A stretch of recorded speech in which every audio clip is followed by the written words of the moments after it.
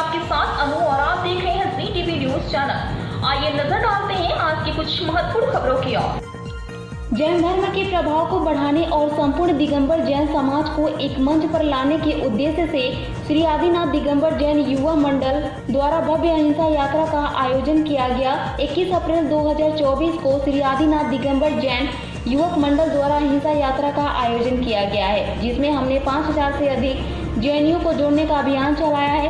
यात्रा 30 से अधिक मंदिरों को कवर करेगी और लगभग 1000 से 1200 दोपहिया वाहन, 200 से अधिक 4 पहिया वाहन, 40 बड़े वाहन और 50 खुली जीपें यात्रा में भाग लेंगी। क्लब के समिति सदस्यों ने कहा, महावीर जयंती पिछले 10 वर्षों से मनाई जा रही है और हम हर साल एक भव्य अहिंसा यात्रा का आयोजन करते हैं। इस यात्रा का मुख्य उद्देश्य विश्व के लोगों में अहिंसा की भावना जागृत करना है।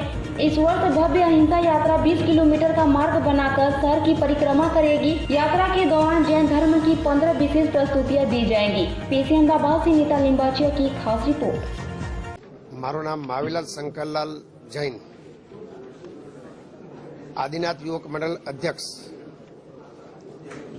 अमे आ अहिंसा यात्रा 21/4/2024 रविवाરના રોજ ભવ્યતા સ્વરૂપે ભગવાનનો જન્મગ્રહણ ઉત્સવ નિમિત્તે યોજવામાં આવી રહી છે।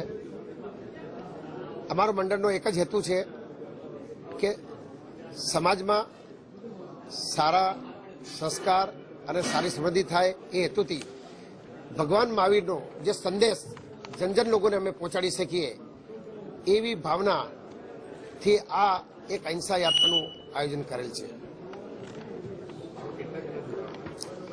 આ અહિંસા યાત્રામાં અમે પૂર્વ વિસ્તારના અંદાજિત 5000થી પણ વધુ સંખ્યા આમાં સાથે જોડાશે।